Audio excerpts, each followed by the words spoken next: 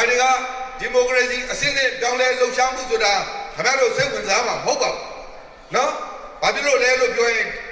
ကျွန်တော်တို့ပြည်သူတွေအားလုံးဟာဒီမိုကရေစီလည်းနားမလည်ဘူးဒီမိုကရက်တစ်လည်းနားမလည်ဘူးခင်ဗျားတို့ရင်ထဲမှာရှိတာကဗိုက်ဆာနေတာနဲ့ချွေးထူနေတာပဲရှိတယ်ဆိုတာဟုတ်လားမဟုတ်လားအဲ့ဒီကျွန်တော်တို့တိုင်းသူပြည်သားအားလုံးကဘယ်နေရာသွားဘယ်စနစ်နဲ့ပဲအုပ်ချုပ်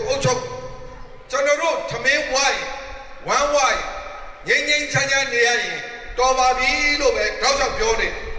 ဟုတ်လားအဲ့ဒီစုတောင်းကလည်းနှစ်90လောက်ရှိပြီတခါမှကိုမပြည့်သေးဘူးဒီတစ်ခေါက်တော့ပြည့်ချင်တယ်နော်ကျွန်တော်တို့တိုင်းသူပြည်သားတွေအားလုံးကခိစက်ကအစိုးရရှိမှတောင်းဆိုနေတာလေကရူဇာကားတွေပေးပါကွန်ဒိုတိုက်ခန်းတွေပေးပါလို့တောင်းနေတာမဟုတ်ဘူးဟုတ်လားငပိဈေးလေးလျှော့ပေးပါစီဈေးလေးလျှော့ပေးပါ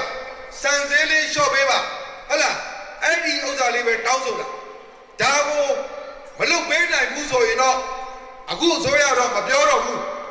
နောက်တက်လာမဲ့ဒီမိုကရေစီအစိုးရနောက်လာပိုင်းတော့ပဲလို့တော့တယ်အဲ့ဒီဒီမိုကရေစီအစိုးရလက်ထက်ကျရင်ငပိလေးဈေးလေးလျှော့ပေးပါစံဈေးလေးလျှော့ပေးပါ